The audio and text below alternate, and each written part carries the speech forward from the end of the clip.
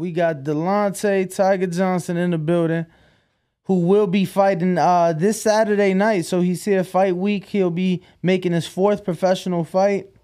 Scheduled 6-rounder. Good morning, gentlemen. What's going on, Prentice? I know somebody's going to be happy to see you here. They was just asking me to find out, is Prentice trying to be a coach now because they see you doing a lot of pad work with Tiger and that you've been working with him for a long time. So are you making that move to full-time trainer? I am. Okay. I am. You know, it's the end of my career, so it's time to, you know, I love this. I love boxing, man, so I can't just because I stop, I just can't let it go. So yeah, I'm transitioning over. I actually started with Terrell Goucher when he beat Jamonte Clark. That's when I started.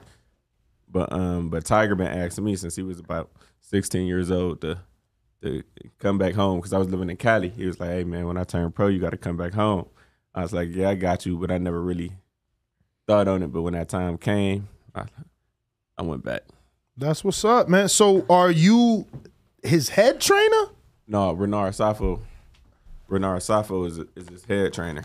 Which is crazy, man. Safo's been around for a minute, doesn't get the credit he deserves. So I'm glad you've kept him as your head trainer, Tiger, because, I mean, obviously he trained you, Yandel Evans. Man, I had a list. Willie Nelson, that's right, before he went to Jack Lowe or after? Before. Okay. He had us as kids. Yeah, he had y'all as Amateurs, that's right. Terrell Goucher as well. Mark Davis, Miguel Gonzalez, like he had some fighters, man. He put that work in. Yeah, man. So it's good to see him getting some credit here, man. Because again, if people don't know him, they don't know about the Willie Nelson because Jack Lowe got a lot of that credit after as a pro trainer for him. Yeah, he did. But Tiger, man, good morning. Thank you for coming in early. How are you? It's fight week. Yeah, I'm ready, man. I'm ready to hurry up and weigh in, man. Oh, okay. Yeah, I know it's tough, huh? Yeah, it's cool. Another day, another 24 hours. Champ, coming into this fight, I mean, coming into your pro career was kind of funny to me because I was there watching you through the Olympics and then coming out and, you know, you coming out hot, coming out with a lot of momentum. What's that been like for you? You know, you made the trip to Japan and then now being able to turn pro so far. It was a fun journey, man. You know, I've been on Team USA for like 6 years. I've been on the team since I was a youth, so it was a long journey. And then once it was time, you know, to make that transition to the pros, you know, I had PJ, you know, he's been like, as soon as I came home, that's when we started our training for the pros. And then I ended up getting on a Bud and Sean card in November, so that was my debut. That was a great card to make a debut on. What was that experience like? That was crazy, man. Like, cause at first, I was supposed to fight in October, I think. Okay. I think I was gonna be on Shakur's card in Atlanta. Okay. I was meant to be on that card, but I ended up getting on. Sean had hit me up and was saying that he wanted me to be on the card with him, and that's how, you know, it all started. Those Ohio boys, right? He wanted get to them be on the card with him, so I took that option. I was like, I'd rather be on that card. So tell me how you got started into the sport, man. What was it about boxing? Why boxing? Boxing is in my family on my father's side. So I started when I was 7. You know, my dad put me in. You know, fought a lot in school and stuff like that. I was meant to go in at age 9, I think, but he put me in early at 7. So you've been fighting since 7 years old? Yeah, I had my first fight at 8. Now, it's still, you know, we get amateurs on the show all the time and young amateurs at that. And it's still one of those things like, okay, that's cool. You got started in the sport. You're being successful. But we always ask, you know, there's always that thing where fighters lose discipline. They lose the love, you know, or maybe, you know, it's another sport that, you know, gets them away. How difficult was it for you, you know, when you were younger and as an amateur to stay focused? And when did you know it's going to be boxing? I think I knew at a young age that I was meant to be a boxer, like, cause I knew school was definitely out the window, man. I think I probably knew around like age 10, 11. That's when I knew, like, man, I'm gonna just end up being a boxer. But growing up, like, we couldn't afford to go to all the tournaments like we wanted to, you know, stuff like that. So it was times where I didn't want to box. I felt like I was like, what was the point? But, you know, my dad just kept me in it. You know, he just kept me motivated and, you know, told me that, you know what I'm saying, everything gonna get better and don't give up, you know, everything gonna be good. So I just kept going, and, you know, I'm a multi-time national champion. You know, I've been on the team 6 years, so it all worked out. I got Troy King in the chat. I was actually texting him like, yo, look who's on the show. Oh, my dog. Yeah, so he sent in a super chat, and he said, shout out to my little bros, PJ and Tiger. So we've had Troy on the show a lot. He's another Ohio native. How far you guys go back? How do you know him? And he's training now as well. So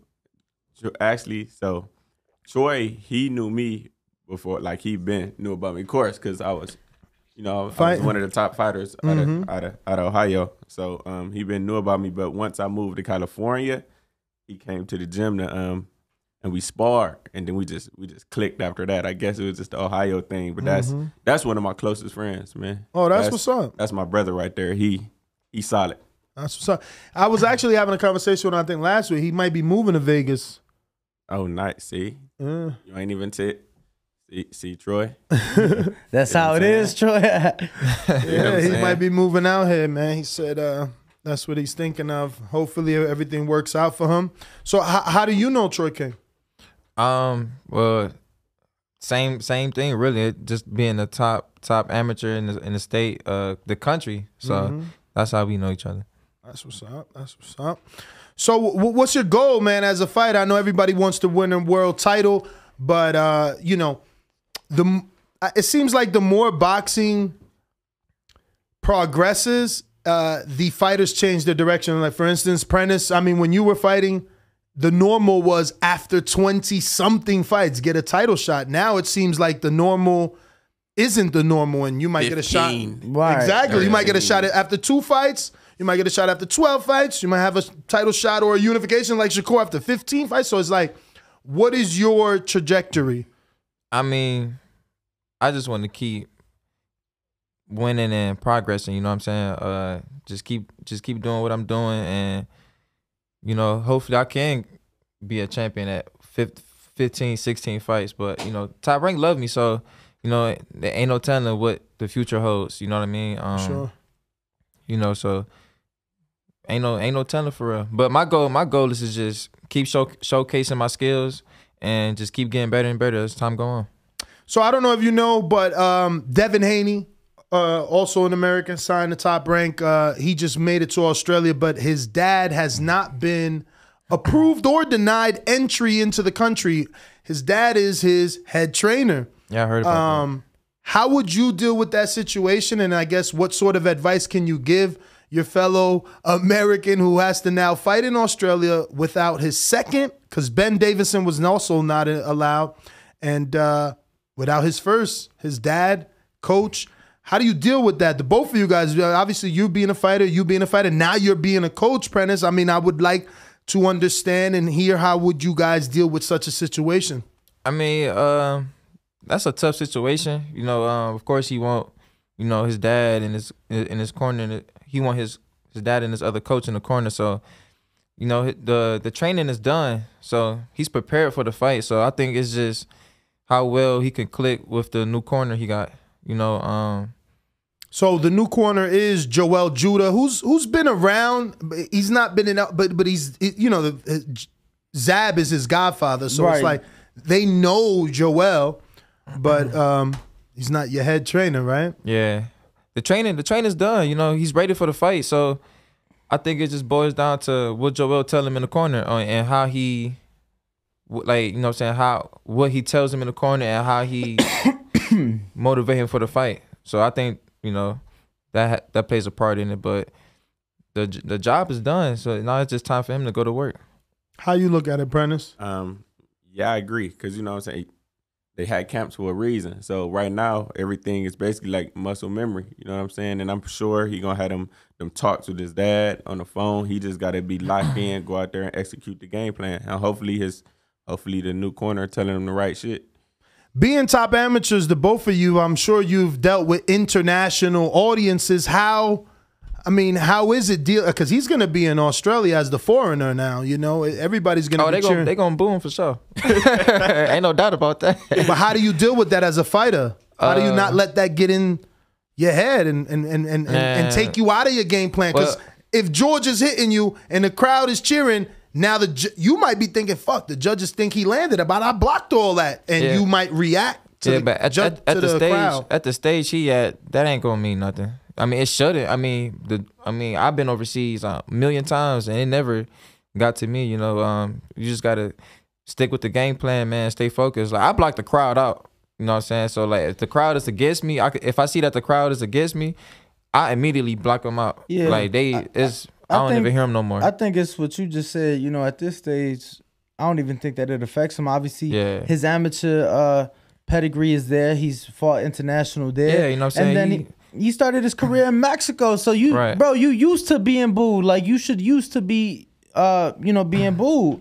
I don't know. Hopefully, because my visa's still up in the air too. So hopefully, but the plan is to they haven't approved you yet.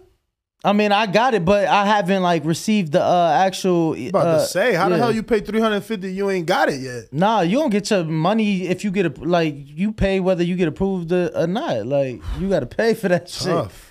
You got to pay for that shit. But I don't know. I expect him to do what he was gonna do, and like you said, there's camps for a reason. You know, we've been able to see him in this camp, and he's sharp. He's sharp, and I think we talked to Bill yesterday, and Bill's like, at the end of the day, obviously he wants to be there. He's like, but I've prepared him his whole life for this. So it's like there's nothing that I can tell him from now or teach him from now to then that hasn't been taught already. Like, the work's been put in already. Yeah. Prentice, I know you're young in your coaching career, but I had said, like, I made a suggestion, like, man, maybe Dev should have, like, missed his flight to make the promotion, see like, yo, he not doing this without his son, and make somebody make some calls. Like, again, as a trainer, would you just send your fighter off? And you got to put yourself in Bill's position. Like, this is not just your fighter, this is your son. Do you do anything, or do you just let him go? Because, and by anything I mean, like, do you cause a scene to see, is that going to, I don't know, make someone they've been trying push some buttons? They've been trying too hard to get this fight to take any chance, because sometimes soon you try to make it, they would, all right, we gonna pick somebody else. You know what I'm saying? Even if the contracts are signed at this point, go be great. You know what I'm saying? Okay. They put the work in. Like if that happened with me and Tiger, like I'm confident in Tiger. I know what Tiger can do. I know Tiger a good listener. I know he gonna follow the game plan and he gonna do his thing. So I just let him, man, go get them straps, man. I mean, yeah, that's basically the same thing BH was saying. He's like, yo, we've put the work in. I know what he's capable of doing, and I know what he knows. So he's like, it's no different. He's like, I wasn't gonna get in there with him. It's really no different. So. Hopefully it does get resolved, right? Hopefully it does get resolved, and it is what it is. Where are you guys training? Is it in Ohio? Cleveland, Ohio.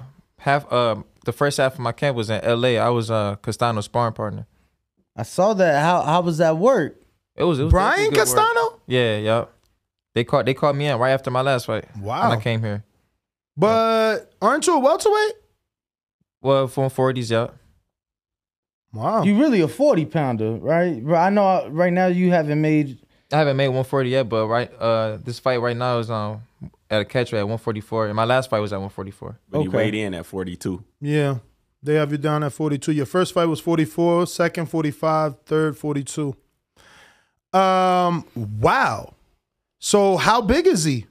I'm taller than Castano, but he like big, as like his legs big, like he's solid, you know what I mean, and he's strong. So they brought me in like a week and a half after my last fight, and I was down there with him for 3 weeks. We sparred 3 times a week. Wow. For 3 weeks straight. How many rounds do you think you have total with him? Total, like all together?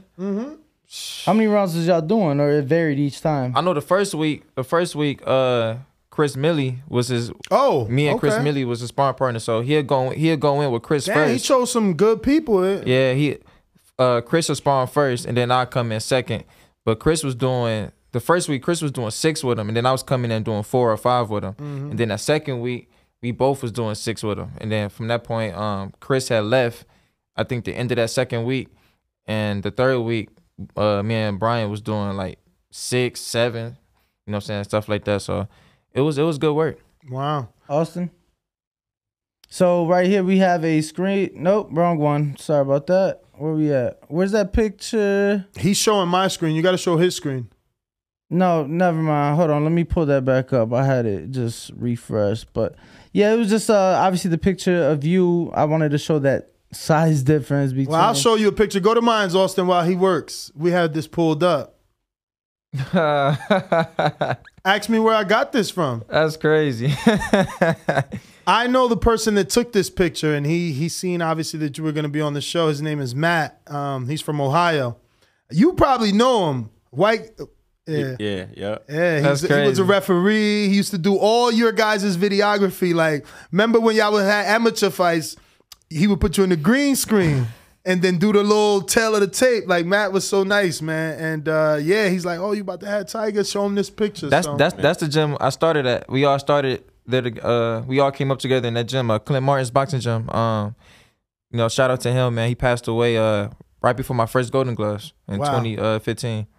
I always look at these types of pictures, and I like to ask, like, obviously in this stage of your career, childhood, it was a dream. Yeah. How much?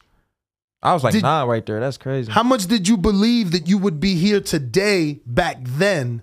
Because it's crazy for 2 of you to be at this stage. Like Montana, obviously, he's a name in the sport. He balling out here right now. Yeah, he would Eddie Hearns. And now look at you, like, you know, 2 people out the same gym to make it to the top. Like, how, did you know, or was you just going through the motions back then? I was probably like 9 or 10 on that picture, but after I had my first fight at 8, like Clint told me, like from that point, like he said I'll be his next Olympian. Wow. And it happened. And at that time, I didn't really think of it too much because I was a little kid, so I didn't really think of it too much. But after seeing Raynell Williams go, Raynell Williams went 08, and then that's when I was like, because you know Raynell, he was coming back and forth when he was on the team, and at that time they was with Jordan, so like he used to come back with all the clothes and the shoes and stuff. Raynell, like he gave me one of his Olympic shoes, the Jordan ones, and I was like, man, I need to give me another pair of these. So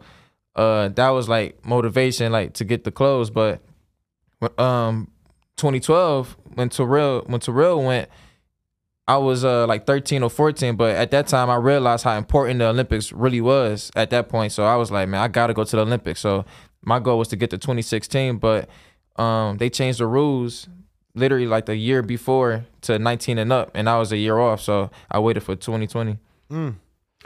Yeah, the Olympics always doing something. They did the son of Shushu. They eliminated his category. Yes. Yeah, it's always something, man. And the crazy part was, like, I wasn't even gonna go to 2020. Like, I was ready to go pro. Like, but PJ was like, man.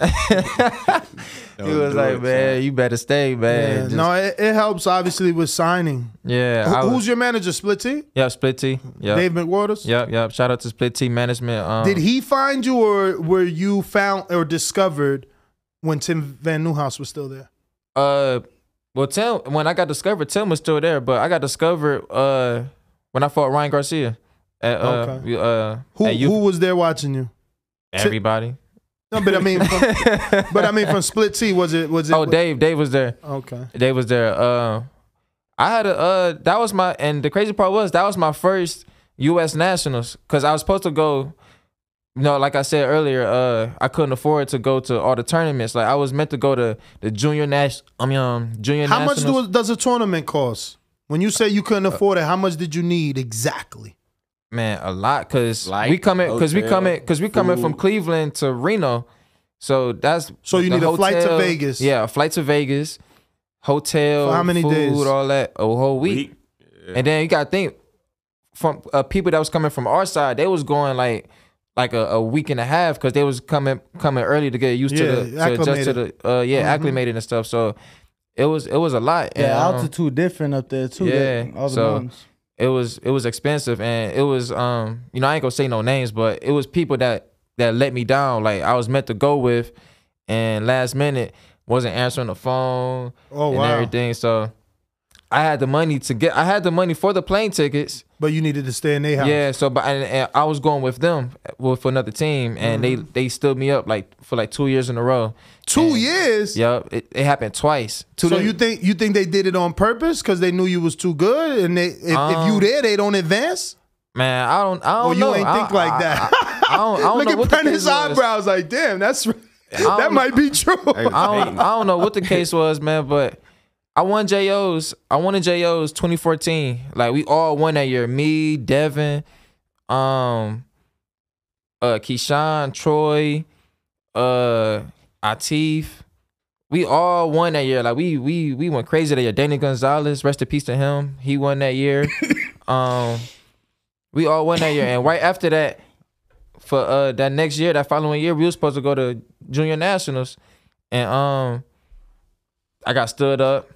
Man. I was sick, man. And I ain't like at that point. I was like, man, what's the point if I can't go like to these tournaments? Yeah. You know what I mean? And the only reason why I was able to go to JOs because they started this GoFundMe? The Lake Erie Association. They paid for our trip, and it was in West Virginia, so it was like a 5-hour drive.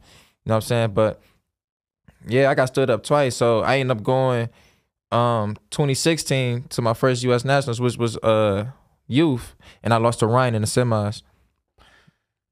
So, not trying to put no pressure on you, but do you plan on doing something like, I don't know, creating some sort of foundation to help kids in your city most definitely get to these tournaments, since you yourself see? I know right now you ain't making it crazy. I understand. I've been doing this way too long, but I mean, if that time comes, you know, you remember how tough that struggle was. So you could definitely got to throw Prentice something back so that he could have a little kitty for some of these underprivileged fighters, man. Yeah, you got to contact the WBC too, man. Get them in there. WBC Cares. They have a program that can help your gym out. Oh, if you have your own gym, yeah, man. You got to contact some of these people and get their assistance, because they do give it.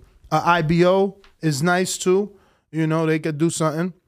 Yeah, especially when you got tournaments. If you let somebody in boxing know that you got a big tournament coming up with someone like a talent like this, and you can definitely, you know, get some things done. And if all else fails, come on back on the show, man. We'll start a GoFundMe for the next Tiger Johnson, man, because this is the only sport I watch. So, right. You know, I'm very happy to see you in this position as a trainer now, being able to pass down that talent, man. And, you know, appreciate it. A lot of people expected big things from you. So hopefully, you know, you can still produce that as a trainer, because you had a lot of talent, man. And yeah, for sure. You know, I don't, you know, certain things happen, certain decisions was made that, you know, things ain't planned out, but some people would be bitter about it. You know, not me. Everything I went through, I feel like God put me through that for a reason so I could pass it forward. Like he was calling me when he was 17 years old. Like when I turned pro, when I turned 18, I'm turning pro. I'm like, don't do it. I did that. When I turned pro, USA Boxing was calling my phone telling me to stay amateur. But I ain't have an OG that be like, hey, just chill. You know what I'm saying? There's a lot of certain things I learned just. But how do you chill when, you know, you can't make it to the tournament? You want to turn pro so you can start feeding your family. And I was sick, man. I was living in the projects. Everything was just bad, man. But at the end of the day, I was like, man, I gotta make something shake. It might sound good, right? But with that, when you go to the Olympics, sounds better. My first fight, my first check was $800. That's it. No, 800. Not even 1,000. You know what I'm saying? These Olympians, you go to the Olympics, you're gonna get a couple bands off top. Yep. First off, you're gonna get some bands to write your name on a piece of paper, and then you're gonna fight. Which is the signing bonus. I mean, we could take it back as far as Sugar Ray. His first fight was $40,000. And he wasn't even signed, free agent. 40,000. I thought Floyd had the most for his debut.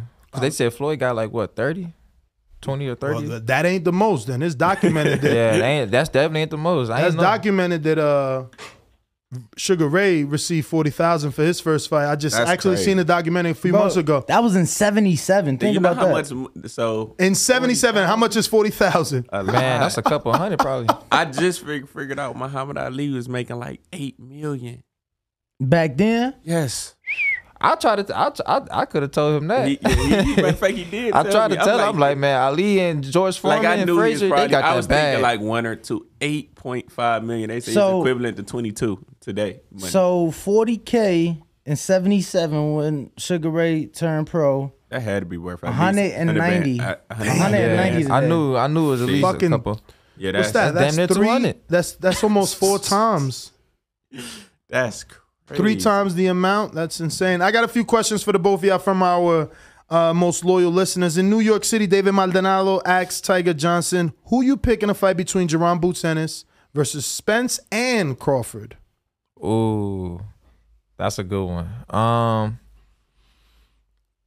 I don't think like honestly, like I don't think Boots is ready for those 2 fights like right now.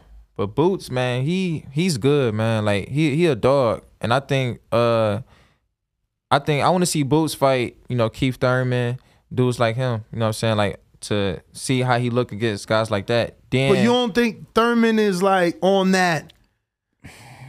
Is he done? Is he still? That's what I said. I don't know. Why it's a good fight. Yeah, that's why I said. That's why I say fight him. But then if Boots go in there and another 1 punch and it's like we ain't really know how good he was because now we blaming Thurman for being out the ring. But I don't think I got Boots beating Thurman though. I mean, if that fight happened, I got Boots beating him. But I want to see how he beat him. We want to see him get hit back. And is Thurman gonna be able to hit him back? Thurman ain't look too good in that Barrios fight. Nah. I mean, Boots is good. I feel like he gonna be the next one for 47. You know what I'm saying? 100%. He the next one for 47. I just want to see him get some of them step ups like Keith Thurman. You know what I'm saying? Fights like that. So see where he at. But you know what I'm saying? I like Boots though. He a good fighter. Do you guys think? All right. So if Errol beats Crawford, does he stick around and fight Boots, or does he move up to 54? I think Errol. First off, I don't think Errol gonna beat Bud, but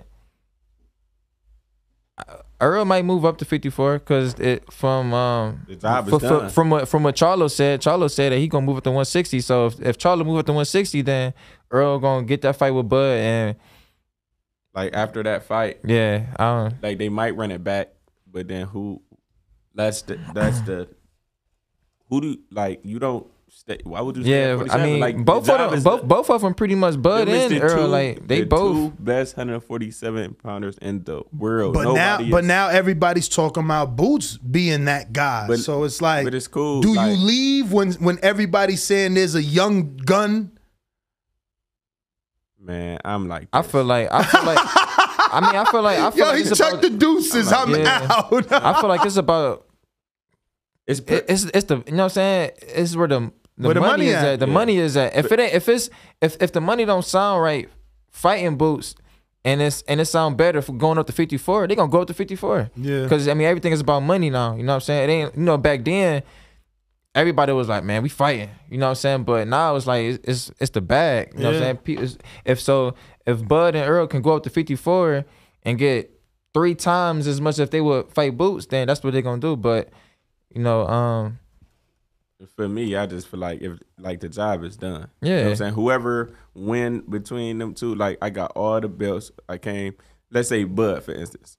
Boots is mandatory though. And he's called them out the last IBF, 2 fights. Right? Yeah. I mean, who don't call you out at that stage? I wouldn't care about none of that. You know what I'm saying? Because I look at it like this. Bud won all the belts at 140. Left. You know what I'm saying? Mm-hmm. If he beat Spence, he got all the belts at 47. Like, why would he stay? The job is literally done. You know what I'm saying? But between whoever win that fight, like, they're done with 147. They came and did everything. I got all the belts now. So you don't think Boots is at the point to where you're not done at 47 till you beat? You get what I'm saying? It's like for me, Canelo isn't done at 68 because you still got, at a very minimum, David Benavidez. If Jamal never moves up, at a very minimum, you got David Benavidez. So to me, Canelo's not done at 68. I get what you were saying about Bud, but so do you not believe that Boots is to the point where you gotta see him? You gotta see him. He ain't there yet. Yo, Floyd. Well, I feel like, in my opinion, I think Boots and Spence got to see each other just off the fact that Boots been calling him out for a minute, man. And Boots been doing what he had to do, and he the mandatory for the IBF, which is the belt that Spence got. Mm-hmm. You know what I'm saying? So I feel like that's fair. Cooking. I feel like that's fair. You know what I'm saying? Let's say, you know what I'm saying? Let's say the fight don't happen with Bud and Spence. Yeah. You know what I'm saying? He got to see Boots. Exactly. If anything. If that fight don't happen, 100%. Yeah. So let me ask y'all this. You obviously have Crawford beating Errol. Crawford says if he beats Errol, or when he beats Errol, he's moving up to 54 to beat his cheerleader, Jermell Charlo. Does Charlo stick around to give Terrence the opportunity, or does he vacate and move up? Should Jermell wait for Charlo to make that big fight? Well, is that a big fight for you? Well, from what Charlo, from what it sounded like, Charlo was saying his brother might move up. Mm-hmm. So if his brother move up, he's going to 160 because he got all the belts at 54. Mm-hmm. So his job is done. So now let me ask you. See, that's what I was going to ask you. Is it though, or is Tim Tszyu or Sebastian Fundora after their wins over Gaethje and Lubin respectively, are they to the point where you're not done till you see me? Fundora looking like a monster in that division. But y'all gotta remember, man. My boy Jamonte Clark. No, Charles Conwell. Charles Conwell, man. Everybody be sleeping Bad on news. him. He gotta see. He gotta see. Jamonte, Fandora, them guys like that. I want to see him. Them dudes ain't gonna look at him, man. Why would Fundora look backwards? But it's a reason why they ain't looking at him though. Because he behind him. Nah, man, they ain't giving him a chance. They ain't giving him a chance. If you saying Crawford and Errol ain't looking at Boots, well, man, Fundora, he been in 2 eliminations. All right, but what about Erickson Lubin? He beat Fundora. Fundora beat him. No, I'm saying Charles and Erickson Lubin. Honestly, that's the fight. That's what happened. Again, this isn't my quote. I was on the phone with Fundora's promoter. He believes Lubin is done, not coming back. What do you guys think? That was bad. That was a tough fight. And he said, "Yo, I seen him in the hallway the day before, after. Couldn't recognize his face. He said he had glasses on. You still could see the swelling from around the glasses. So he says if he comes back, he gonna be broken. He'll be broken, but he doesn't believe he's coming back. Just want to really quick. That's tough. Sugar Ray, I said today it equal to 190. Jake Paul is actually the highest paid pro debut ever. So, how much he get? Oh, he had $1 million. $1 million. He had $1 million plus. We ain't talking. We talking. You know what I'm saying? Like, yeah. So, like but you got to give him his credit though. No, for sure. Yeah, he used this platform. Technically, and came up with something nice. You know what? I'm thinking we was talking like. I just said it because I was looking it up. I'm looking it up, and they're like, yeah, he surpassed his brother because his brother had it at 900,000, but he got $1 million out of it. But at the end of the day, to me, that's the guarantee. That wasn't back end. Right. He made pay-per-view. Right. But no, that was the one on Dazn. Remember, he made his pro debut on Dazn. Oh, that was on Dazn. But a lot of people, man, they look at Jake like in a bad way. Like for real, man. He brought a lot of fans to boxing, man, from different platforms. Like he bringing fans that didn't even watch boxing because of him. Not just, and he changing shit, man. Yeah, like he using his platform to put pressure on Lou, put pressure on Eddie, Dana White, Eddie Hearn. Like he got that girl $1 million. He made Amanda Serrano a millionaire. Yeah. On top of that, and he just signed that. O2, H2O. Yeah, what's his name? Austin. And he got Amanda to start her own little thing. You know what I'm saying? So Jake, man, he doing his thing. Because at first he doing good, man. Like as far as like what he's doing for boxing, like he putting people on for real. For real. I mean, look, he got Montana Love. If it wasn't for him putting Montana on the undercard, Montana won't get that knockout over the former IBF champion. He won't be on the stage here. After that knockout, That's a fact. after that knockout, Eddie Santos. Yep, that's a fact. He got. No, I was just gonna second everything you guys are saying Yeah, too. Jake put a lot of people on. And for sure. and to me, I like that he actually respects the sport. He puts the work in, and he's brought in, people who've been in the sport. He's brought in. I like the pressure he puts. His Twitter and his social media is so powerful that if he says something, dudes write articles, they make shows. Dana responds like you can't fuck his fighters over. He even putting press on Dana. Yeah. Nah, look, I'm gonna tell you, as media, right? As media, we got these YouTube channels.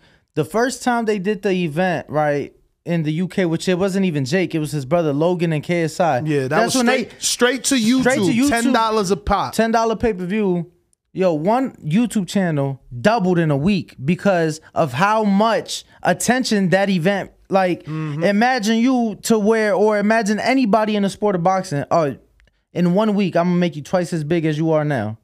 Twice the followers, twice the money, twice everything.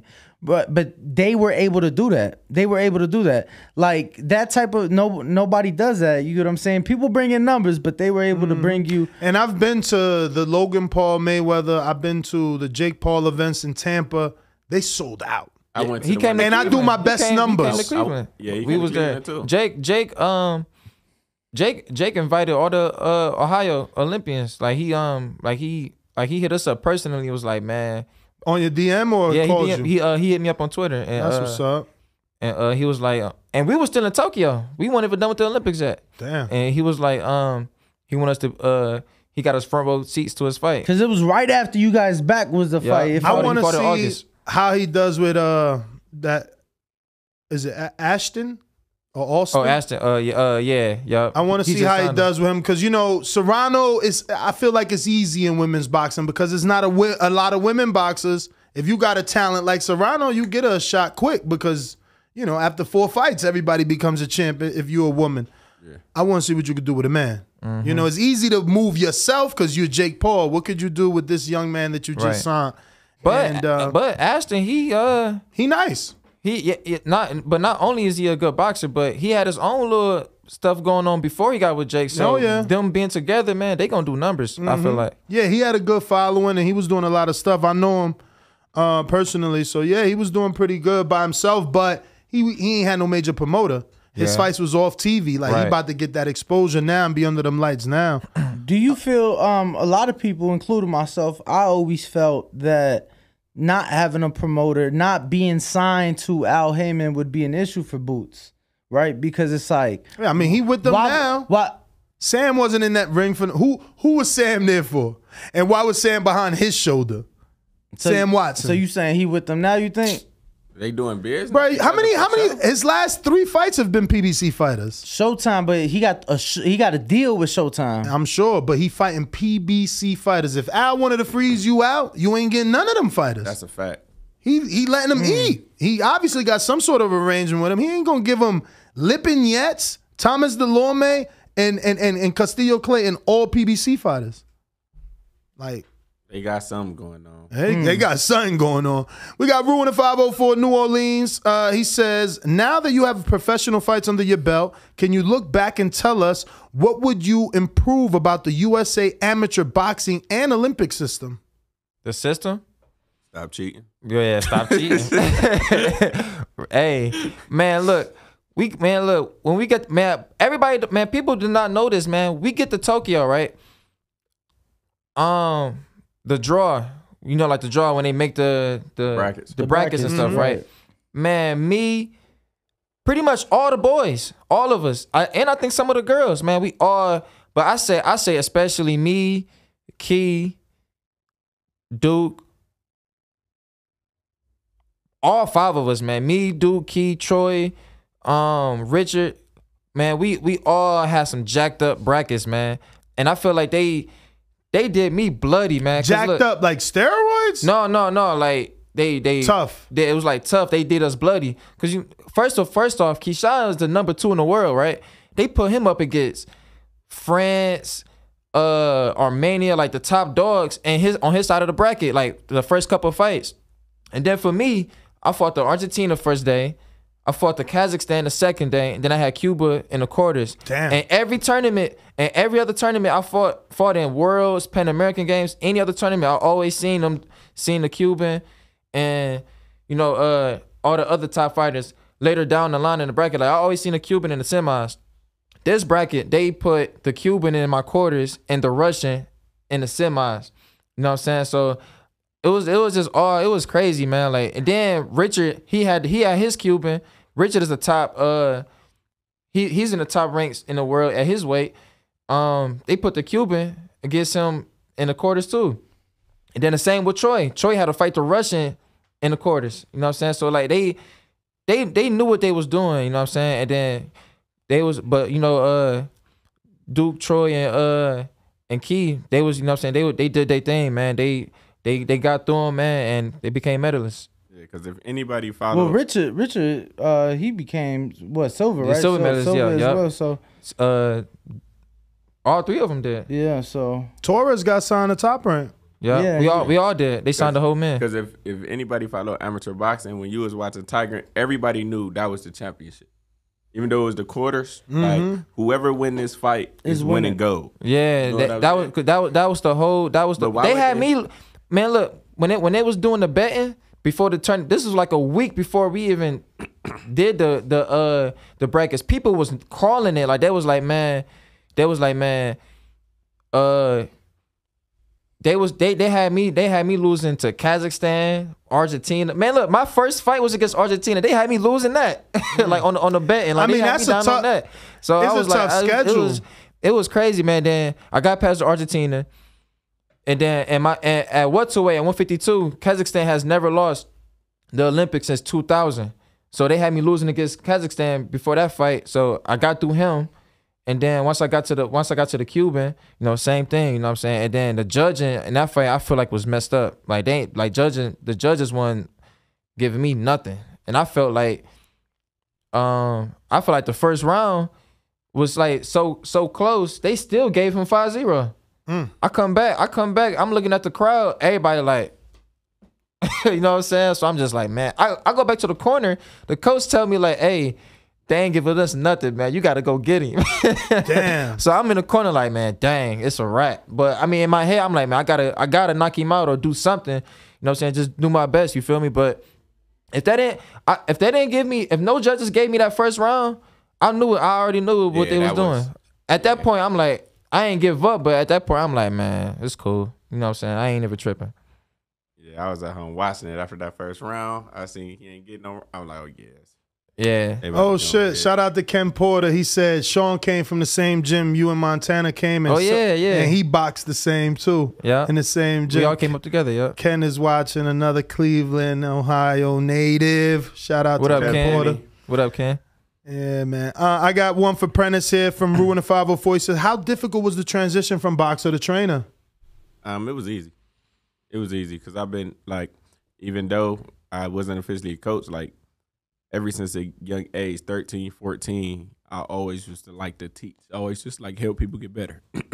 Cause I spar somebody, like I wouldn't just get out on them and then that's it. You know what I'm saying? Like I come to him, talk to him, tell him certain things. Even when Terrell Goucher, before he became national champ, he used to box somewhere else. So when he finally came over to our gym, cause we was winning, you know what I'm saying? So when he finally came over to our gym, Safo let him come through. Like we spar, and he always like pick my brain after, like, yo, why can't I hit you with this, or why you keep hitting me with that? You know what I'm saying? So I just used to like to share the gift. You know what I'm saying? So I always knew I was always gonna have something to do with boxing. And actually, the crazy part, before I made that decision to like be a trainer, before I was like, you know what, I'm about to get into this. James Basil, I'm sure you know who that is. He from the snack program, right? Yep. But he told me, he was like, I was still in my career. It was like right before I fought Kavalauskas. He told me, he was like, one day you're gonna be a great trainer. You know what I'm saying? But in my head, I'm like, I ain't even thinking about being that. You know what I'm saying? And then when he fought in Oklahoma, Basil told me. I seen he's like, I told you was gonna be here. I'm like, man, you can see the future or some shit. It's so funny you say that. When Shakur fought Mel in Atlanta, when he fought Jamel Herring in Atlanta, him and I was on the same shuttle, like to the airport the morning after. And You and who? Basil. And obviously I know who he was. I didn't think he knew who I was, and he was like, yo, I loved the interview you did with, you know, blah, blah, blah. It was a Shakur interview, and he was like, yo, keep up the work. And I was like, what's up? That's what's up. Yeah, man. It's always good to get that recognition. So what would you do different, though? Because trainer's life is a tough-ass life, man.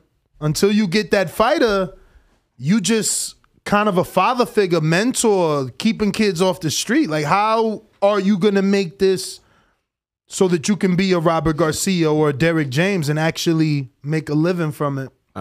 Hopefully I have my gym open by the end of the year, sometime next year. You just got to put that work in and build fighters, man. That's it. You just got to be confident in what you're teaching and just. It's funny. I hope you're prepared for the long road, and this isn't discouragement. We just came from Robert Garcia's gym. We put in 7 hours, went to Cali and back yesterday after the morning show. And he's built 14 world champions. He has them all on the wall. And he was just saying that he made 14, but he had over 100. To get 14 champs, he had over 100 fighters. 1,000. It was over 1,000 fighters that he has No, worked. you're tripping. No. Hardcore. No. Text him. He said hardcore. He tripping. But at the end, He said 100. Bro, he literally said He like, did not say 1,000. Bro, he's like, in my career. Bet on it. You know how we do. When we say bet, we're pretty confident. Bet on it. We got it on camera, right? Let me text Jimmy. That ain't a bet. You want to cheat. But at the end of the day, you know, kids gonna come in and out. You know, only a select few stay. But when you Luckily, you from Ohio, though. yeah. God damn, there's a lot of motherfuckers come out of Ohio that turn pro and actually be good. Yeah, but at the end of the day, when you love doing it, it ain't no pressure. That's good. That's You good. know, I love teaching. I love this shit. So ain't no pressure, man. Yeah, and speaking of Ohio, we got, you know what I'm saying, my boy Duke on the card with me, so and Jamel the co-main, so Oh my God. it's about to be a Oh my God. Is you picking Jamel? And don't say yes because he's from Ohio. Are you truly picking him? Do you truly think he can win? I think Jamel, I was in camp with Jamel and he looked good. I was in camp with him, so You staying quiet.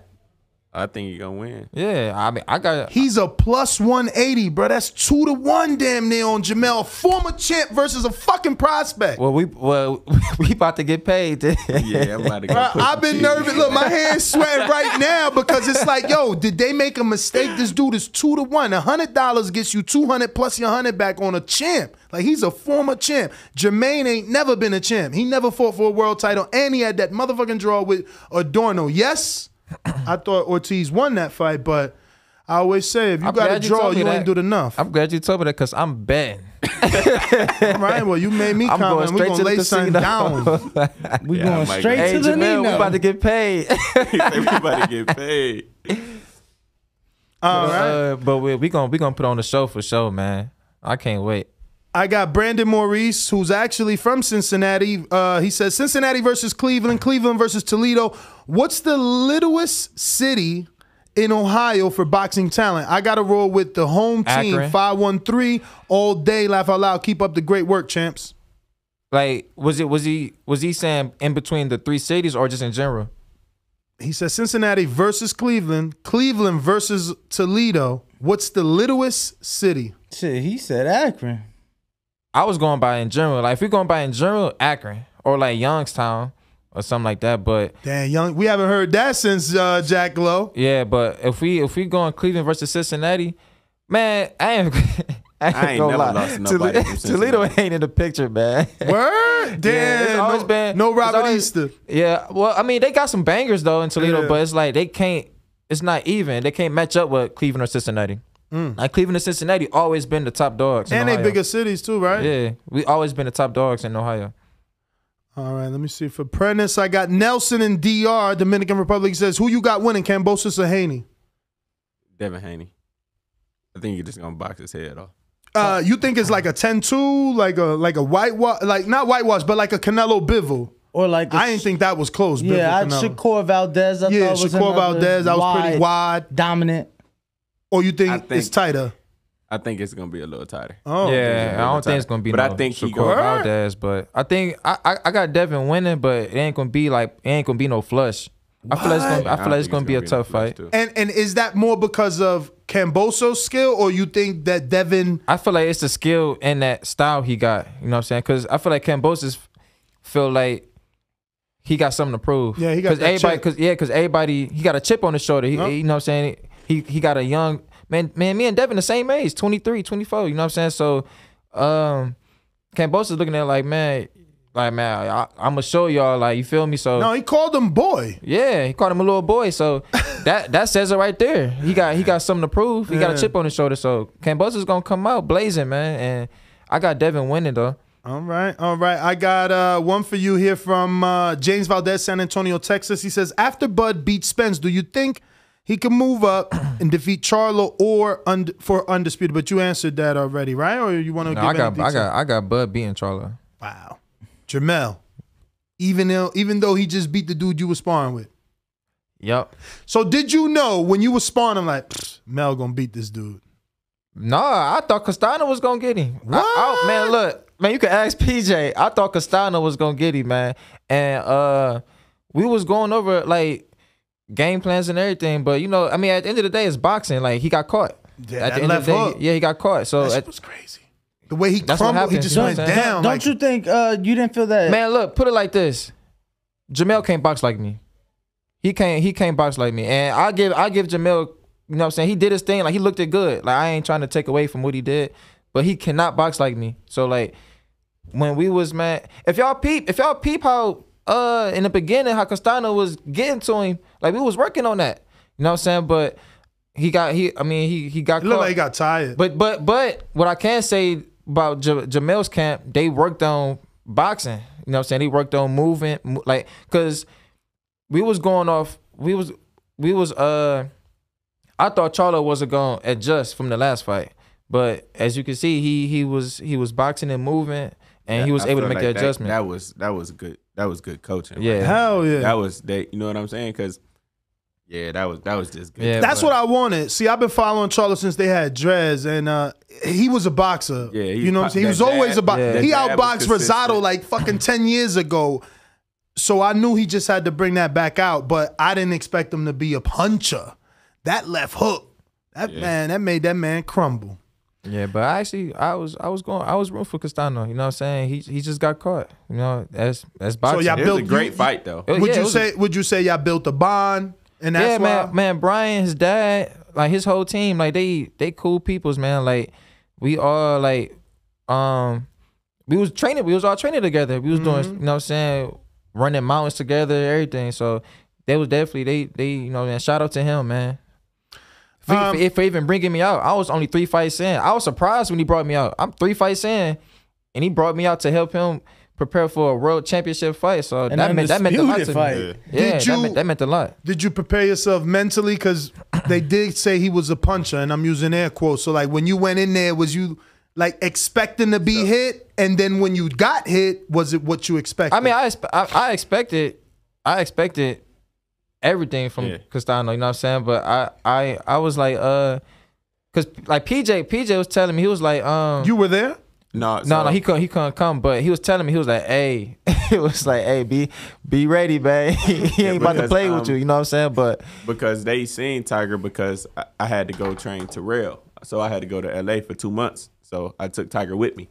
So soon we got there, Tiger sparred Alexis. In that camp, he sparred Alexis Rocha, the first day, Virgil Ortiz, Damn, you sparred Virgil? Terrell Goucher. You know what I'm Terrell, saying? So Angel Ruiz. he was out there. So y'all went to Robles gym? Yeah, that's where we was at. man. Yep. Yeah. So we was out there. You know, Tiger was out there putting in that work, and they seen him. So they was like, yeah, that. They was asking me. That was asking for me while we was at that camp. Yeah, he was like, hey, they want to know if after his fight would he come back out. That's what's up. I was like, hey, go out there and get that experience and that cheese, champ. For sure. Yeah, but you know, man, Brian, man, he a tough fighter, man.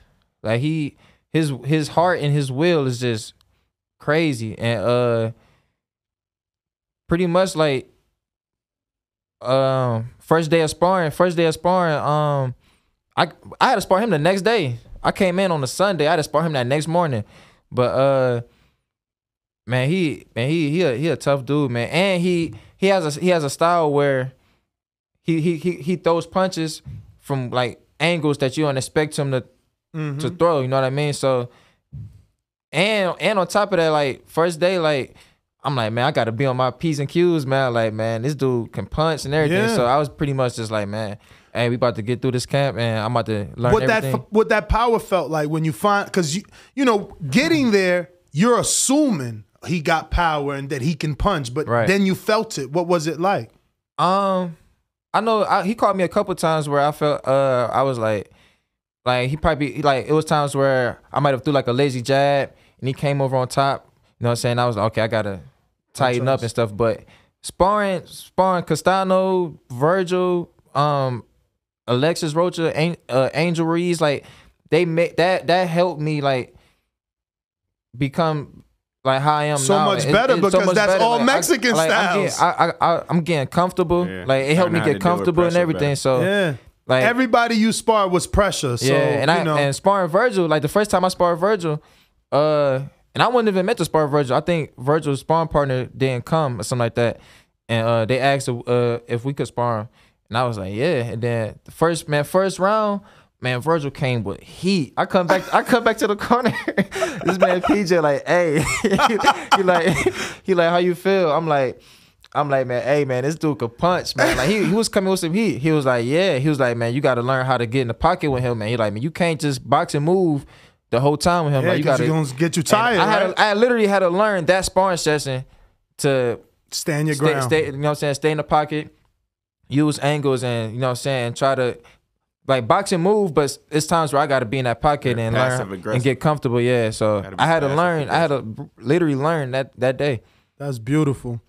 I got the best dad ever, who is from Baltimore, says Tank versus Rolly. Good luck on the coaching in the future. This is for you, Prentice. Who you got? I got Tank.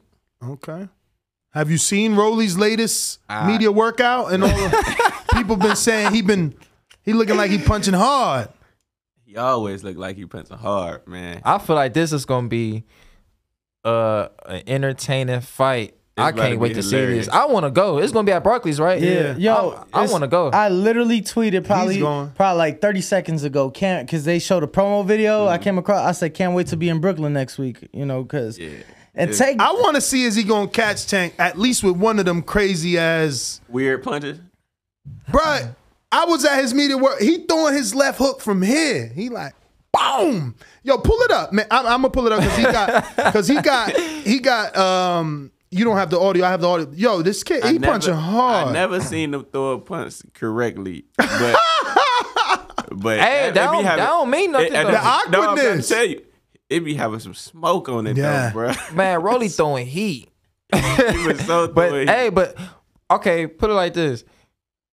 Skill wise, Tank got it. Power, hey, Rolly's bro. got that Hey, power.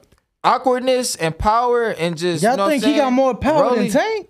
No, I don't know who got more power, but they both hit. I mean, he might. But you got. He might. Rolly natural 135. No, Rolly fought 140 before too, I think. That's what I'm saying. He the bigger man. Yeah, so Rolly bigger. So I would think. I feel like Rolly got more power. I feel like Rolly might have some to make it a little more skill set. Punches. It's kind of like Wilder, bro. This isn't the media workout. We were here for this though. They invited us the day before, 2 days before the media workout. But he also has some speed. Yeah. And from what I'm looking at, man, awkwardness, man, when you fights. Yeah. I ain't saying I don't know what's gonna happen. I feel like it's gonna be an enjoyable fight. But awkwardness, being awkward is good, man. Show it one more time, Austin, because look, I'm picking up on that. You see how he keep putting his forearms on him and he want to shove. He did a lot more of that that's not on camera. He gonna be shoving Tank, right? Bully him. Yeah, he gonna try to bully him. So but but can he do that though to Tank? Because Tank is punching too. But look at this now. This is Joan Guzman, and this was his game plan for Charlo and Castaño. And Charlo did that. Watch. Keep looking. This is amazing. Let me zoom in. And it ain't gonna stop here. He shows you everything they worked on. Charlo did it in the gym. Yep. And I told Castano that's what he was going to do. So here do. go the combination that Rolly's using. Man, look. Before I left LA, I told Castano, I was like, look, if anything like changes for the second fight, if he gonna do anything different, he gonna hold. I'm watching the fight. I'm like, I knew he was gonna be doing that because every time Castano got to him, he grabbed him, and every time stopped his work. And then as soon as Castano, because you could feel when the fighter kind of lets, and boom, boom, that's when he come with his combination. That's why when pressure fighters, you gotta have that forearm game down. When you press in, pop, pop, pop, pop. But soon when they go for that reach, you gotta have that, keep that space. Last one for you, same one, Nelson and DR. Hey, yo, Delante, how you get your nickname Tiger? I was when I was a baby, I had a birthmark shaped like a tiger stripe, and I got the nickname. Nice. Oh, so this was since it did. So before boxing, like nobody calls me by my real name. Like none of my family. I had teachers calling me Tiger, so it was like a lot of people think I got it from boxing. It's like literally my nickname, but it just fit. It just went perfect because I'm a boxer. So I just made it my boxing name. Last one coming in from Houston says, which style makes you expend more energy in a fight? Chasing the hit or not get hit boxer, or fighting on the back foot versus the come forward aggressive fighter? Back foot for me. Say it again. Which style makes you expend more energy? Chasing the hit or not get hit boxer, or fighting off the back foot versus the come forward boxer? I say the back foot and the aggressive. Oh, that's both. Right? Wait, let me see. No, you're right. You're right. Versus the aggressive. Versus the aggressive. I feel like both of those is like you lose a lot of energy. When you walking somebody down, all you gotta do is just slowly walk down behind the jab. Yeah, but cut the ring off. If you walking somebody down and you got a boxer in front of you, you got to chase him. You gonna lose energy doing that. Not really.